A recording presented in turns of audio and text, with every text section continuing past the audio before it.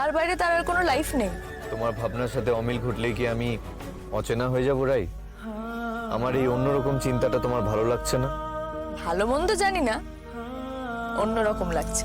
দেখো, আমাদের জীবনে তো অনেক অবাস্তব বাস্তব হয়েছে।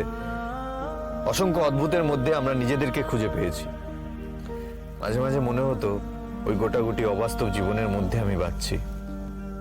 ঘুম থেকে উঠে নিজেকে চিমটি কাটতাম, এটা বোঝার জন্য যে আমি এখনো ঘুমিয়ে আছি না উঠে পড়েছি।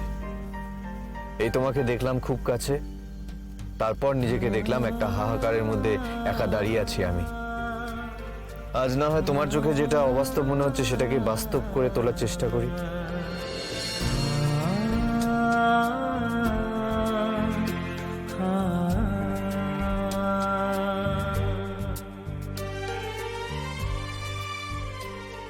আমি জানি অনির্বাণ, তুমি চেষ্টার কোনো ত্রুটি রাখছো না, কিন্তু আমার না একটু সময় লাগবে আবার সেই বিশ্বাসটা ফিরে পেতে। আমার বিশ্বাস করতে একটু সময় লাগবে যে আমি একেবারে পুরোপুরি ভাবে কারোর উপর নির্ভর হতে পারি। মানে বলতে পারো সম্পর্কের স্বাভাবিকতায় ফিরতে আমার আর কিছুটা দিন সময় লাগবে।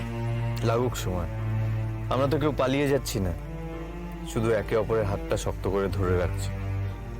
আর সেই অপেক্ষার সময়টা তো আমরা ঘরের চার দেওয়ালের বাইরে নিয়ে আসতে পারি রাই, তাই না? দুজনে হাত ধরাধরি করে খোলা আকাশের নিচে দাঁড়াই না, চলো।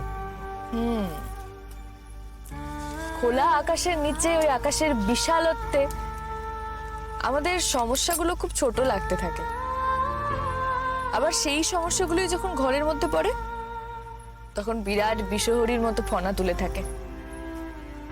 বাইরের ওই বিশালতাটা ইলিউশন অনির্বাণ, শেষ অবধি কিন্তু বাস করতে হয় ওই চার দেওয়ালের মধ্যেই। এরকম হলে বেশ হতো না রাই? এই ধরো আমরা দুজনে যা যা বড়ের মতন এক জায়গা থেকে আরেক জায়গা ঘুরে বেড়াতাম, তারপর আবার অন্য কোথাও। নাই আমাদের কনক চাপার কুঞ্জ, বনবিথিকায় কীর্ণ বকুল কুঞ্জ, হঠাৎ কখন সন্ধে বেলায় নাম হারা ফুল গন্ধ এলায়, প্রভাত বেলায় হেলা ভরে করে অরুণ কিরণে তুচ্ছ, উদ্ধত যত শাখার শিখরে রডোডেন্ড্রন গুচ্ছ। তাই এটা কি রিয়ালিটি থেকে পালিয়ে বেড়ানো? কে জানে, হয়তো তাই। চলো না রাই, একটু বেহিসাবি হয়ে যাই, পালিয়ে যাই দুজনে কোথাও। তোমার মা চিন্তা করছেন। তাকে বলে দেওয়া যাবে। সার্থক এত রাত পর্যন্ত বাড়ি ফিরেনি,